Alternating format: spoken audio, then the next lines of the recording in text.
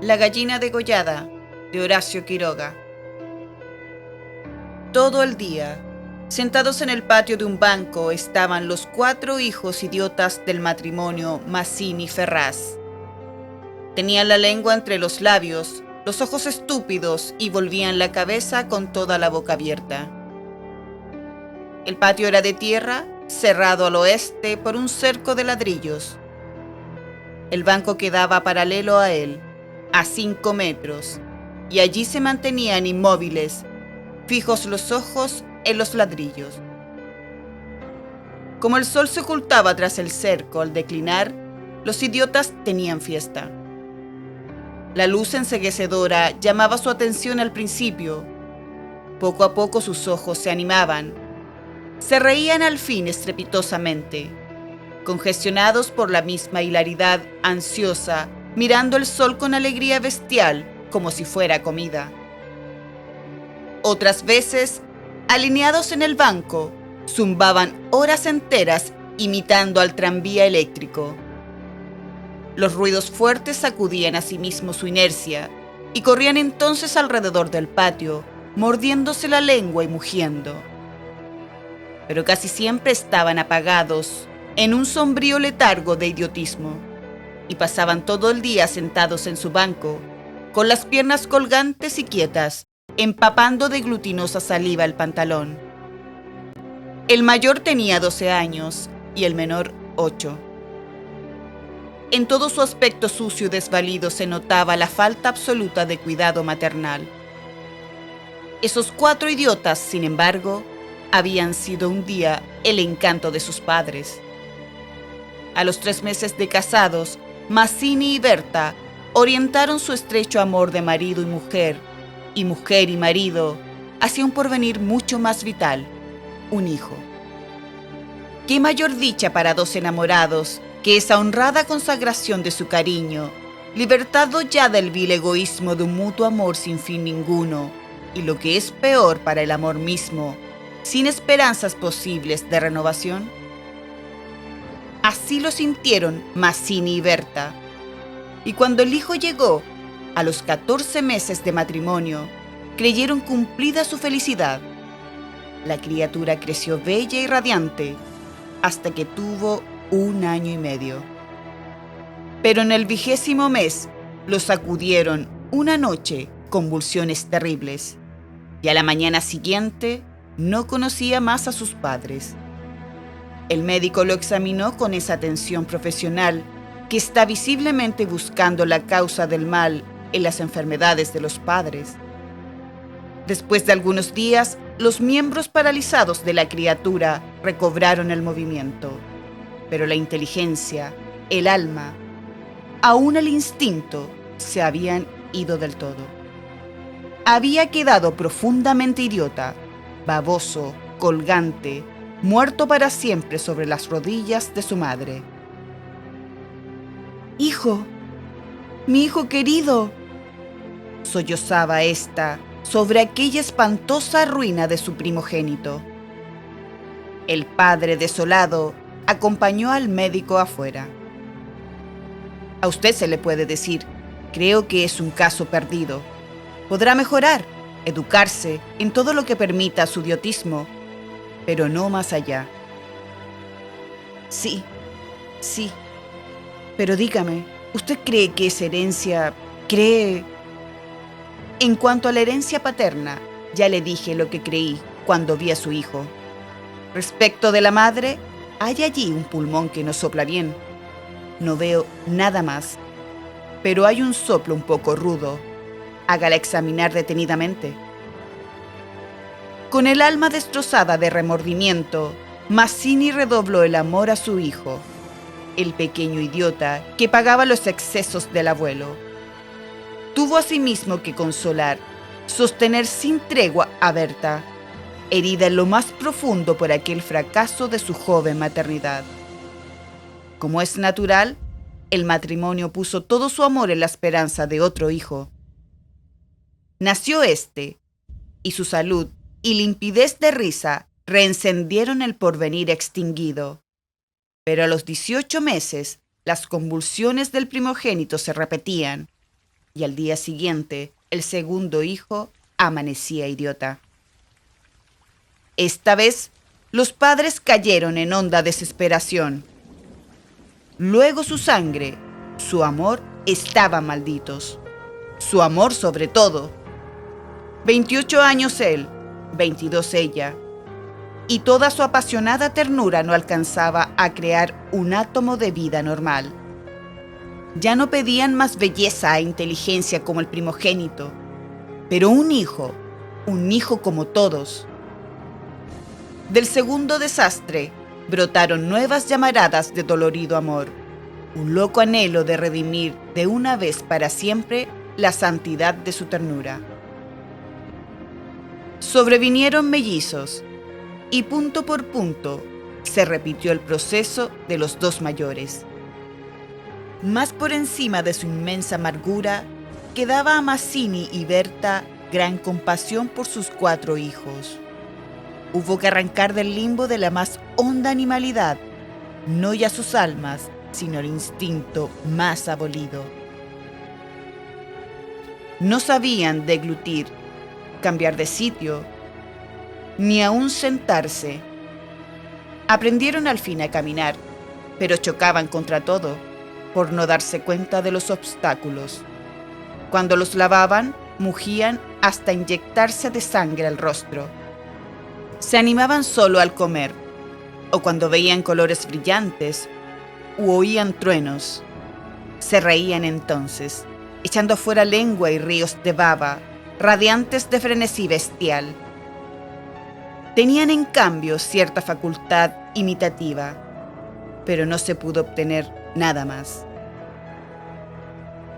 Con los mellizos pareció haber concluido la aterradora descendencia, pero pasaron 3 años. Mazzini y Berta desearon de nuevo ardientemente otro hijo, confiando en que el largo tiempo transcurrido hubiera aplacado a la fatalidad. No satisfacían sus esperanzas, y en ese ardiente anhelo que se exasperaba en razón de su infructuosidad, los esposos se agriaron.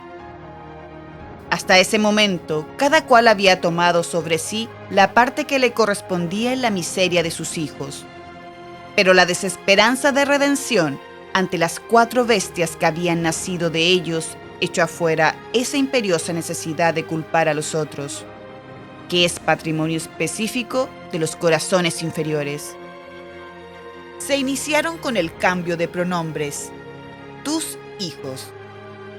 Y como a más del insulto había la insidia, la atmósfera se cargaba. Me parece, le dijo una noche Mazzini, que acababa de entrar y se lavaba las manos, que podrías tener más limpios a los muchachos. Berta continuó leyendo como si no hubiera oído. Es la primera vez, repuso al rato, que te veo inquietarte por el estado de tus hijos. Mazzini volvió un poco la cara a ella con una sonrisa forzada. De nuestros hijos, me parece. Bueno, de nuestros hijos. ¿Te gusta así? Alzó ella los ojos. Esta vez, Mazzini expresó claramente: creo que no vas a decir que yo tenga la culpa, ¿no? Ah, ¿no? Se sonrió Berta muy pálida. Pero yo tampoco, supongo. No faltaba más. ¿Qué no faltaba más? Que si alguien tiene la culpa no soy yo, entiéndelo bien. Eso es lo que te quiero decir. Su marido la miró un momento, con brutal deseo de insultarla. Dejemos, articuló al fin, secándose las manos. Como quieras, pero si quieres decir, Berta, como quieras. Ese fue el primer choque y le sucedieron otros. Pero en las inevitables reconciliaciones, sus almas se unían con doble arrebato y ansia de otro hijo. Nació así una niña. Mazzini y Berta vivieron 2 años con la angustia a flor de alma, esperando siempre otro desastre. Nada acaeció, sin embargo. y los padres pusieron en su hija toda su complacencia, que la pequeña llevaba a los más extremos límites del mimo y la mala crianza. Si aún en los últimos tiempos Berta cuidaba siempre de sus hijos, al nacer Bertita se olvidó casi del todo de los otros. Su solo recuerdo la horrorizaba, como algo atroz que la hubiera obligado a cometer. A Mazzini, bien que en menor grado, le pasaba lo mismo. No por eso la paz había llegado a sus almas. La menor indisposición de su hija echaba ahora afuera, con el terror de perderla, los rencores de su descendencia podrida. Habían acumulado ya el sobrado tiempo para que el vaso no quedara distendido, y al menor contacto, el veneno se vertía afuera. Desde el primer disgusto emponzoñado, se habían perdido el respeto.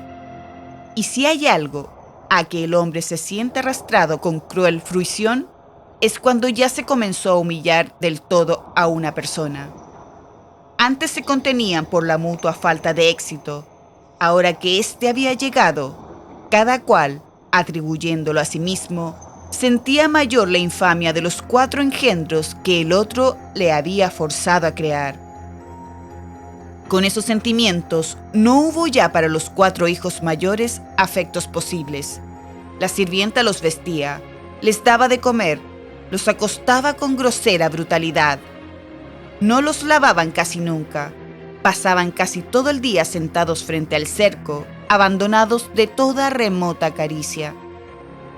De este modo, Bertita cumplió 4 años, y esa noche, resultado de las golosinas que sus padres eran incapaces de negarle, la criatura tuvo algún escalofrío y fiebre, y el temor de verla morir o quedar idiota tornó a reabrir la eterna llaga. Hacía 3 horas que no hablaban, y como casi siempre, los fuertes pasos de Mazzini fueron el motivo ocasional. ¡Mi Dios! ¡No puedes caminar más despacio! ¿Cuántas veces? Bueno, es que me olvido. Se acabó. No lo hago a propósito. Ella se sonrió desdeñosa. No, no te creo tanto. Ni yo. Jamás te hubiera creído tanto a ti, tisiquilla. ¿Qué? ¿Qué dijiste? Nada. Sí, te oí algo. Mira, no sé lo que dijiste, pero te juro que prefiero cualquier cosa que tener un padre como el que has tenido tú. Mazzini se puso pálido. ¡Al fin!, murmuró con los dientes apretados. ¡Al fin, víbora! ¡Has dicho lo que querías! Sí, víbora sí, pero yo he tenido padres sanos. ¿Oyes? Sanos. Mi padre no ha muerto de delirio. Yo hubiera tenido hijos como los de todo el mundo. Esos son hijos tuyos, los 4 tuyos. Mazzini explotó a su vez. Víbora tísica, eso es lo que te dije, lo que quiero decir. Pregúntale al médico quién tiene la mayor culpa de la meningitis de tus hijos. ¿Mi padre o tu pulmón picado? ¡Víbora! Continuaron cada vez con mayor violencia, hasta que un gemido de Bertita selló instantáneamente sus bocas. A la 1 de la mañana, la ligera indigestión había desaparecido. Y como pasa siempre con todos los matrimonios jóvenes que se han amado con intensidad, una vez siquiera, la reconciliación llegó tanto más efusiva cuanto infames fueran los agravios. Amaneció un espléndido día, y mientras Berta se lavaba, escupió sangre. Las emociones y mala noche pasada tenían sin duda gran culpa. Mazzini la retuvo abrazada largo rato, y ella lloró con desesperación, pero sin que ninguno se atreviera a decir palabra. A las 10 decidieron salir, después de almorzar. Como apenas tenían tiempo, ordenaron a la sirvienta que matara una gallina. El día radiante había arrancado a los idiotas de su banco, de modo que mientras la sirvienta degollaba en la cocina al animal, desangrándolo con parsimonia, Berta había aprendido de su madre este buen modo de conservar frescura a la carne. aquella creyó sentir algo como respiración tras de sí. Se volvió y vio a los 4 idiotas con los hombros pegados uno a otro, mirando estupefactos la operación. Rojo, rojo. «Señora, los niños están aquí en la cocina». Berta llegó. No quería que jamás pisaran allí. Y ni aun en esas horas de pleno perdón, olvido y felicidad reconquistada, podía evitarse esa horrible visión. Porque naturalmente, cuanto más intensos eran los raptos de amor de su marido e hija, más irritado era su humor con los monstruos. «¡Que salgan, María! ¡Échalos!». Las 4 pobres bestias, sacudidas brutalmente, empujadas, fueron a dar a su banco. Después de almorzar, salieron todos. La sirvienta fue a Buenos Aires y el matrimonio a pasear por las quintas. Al bajar el sol, volvieron, pero Berta quiso saludar un momento a sus vecinas de enfrente. Su hija se escapó enseguida a casa. Entretanto, los idiotas no se habían movido en todo el día de su banco. El sol había traspuesto ya el cerco, comenzaba a hundirse, y ellos continuaban mirando los ladrillos más inertes que nunca. De pronto, algo se interpuso entre su mirada y el cerco. Su hermana, cansada de 5 horas paternales, quería observar por su cuenta. Detenida al pie del cerco, miraba pensativa la cresta. Quería trepar. Eso no ofrecía duda. Al fin se decidió por una silla sin fondo, pero aún no alcanzaba. Recurrió entonces a un cajón de querosén, y su instinto topográfico le hizo colocar vertical el mueble, con lo cual triunfó. Los 4 idiotas, la mirada indiferente, vieron cómo su hermana lograba pacientemente dominar el equilibrio y cómo en puntas de pie apoyaba la garganta sobre la cresta del cerco, entre sus manos tirantes. La vieron mirar a todos lados y buscar apoyo con el pie para alzarse más. Pero la mirada de los idiotas se había animado. Una misma luz insistente estaba fija en sus pupilas. No apartaban los ojos de su hermana, mientras creciente sensación de gula bestial iba cambiando cada línea de sus rostros. Lentamente avanzaron hacia el cerco. La pequeña, que habiendo logrado calzar el pie, iba ya a montar a horcajadas y a caerse seguramente del otro lado, se sintió cogida de una pierna. Debajo de ella, los ojos clavados en los suyos le dieron miedo. «¡Suéltenme! ¡Déjenme!», gritó, sacudiendo la pierna, pero fue atraída. «¡Mamá! ¡Ay, mamá! ¡Mamá! ¡Papá!», lloró imperiosamente. Trató aún de sujetarse del borde, pero se sintió arrancada y cayó. «¡Mamá! ¡Ay! No pudo gritar más. Uno de ellos le apretó el cuello, apartando los bucles como si fueran plumas, y los otros la arrastraron de una sola pierna hasta la cocina, donde esa mañana se había desangrado a la gallina, bien sujeta, arrancándole la vida segundo por segundo. Mazzini, en la casa de enfrente, creyó oír la voz de su hija. «Me parece que te llama», le dijo a Berta. Prestaron oído, inquietos, pero no oyeron más.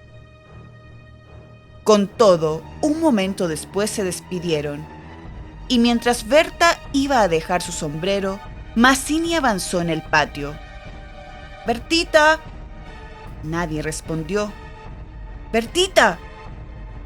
Alzó más la voz, ya alterada. Y el silencio fue tan fúnebre para su corazón siempre aterrado, que la espalda se le heló de horrible presentimiento. «¡Mi hija! ¡Mi hija!». Corrió ya desesperado hacia el fondo, pero al pasar frente a la cocina vio en el piso un mar de sangre. Empujó con violencia la puerta entornada y lanzó un grito de horror. Berta, que ya se había lanzado corriendo a su vez al oír el angustioso llamado del padre, oyó el grito y respondió con otro. pero al precipitarse en la cocina, Mazzini, lívido como la muerte, se interpuso conteniéndola. ¡No entres! ¡No entres! Berta alcanzó a ver el piso inundado de sangre. Solo pudo echar sus brazos sobre la cabeza y hundirse a lo largo de su marido con un ronco suspiro.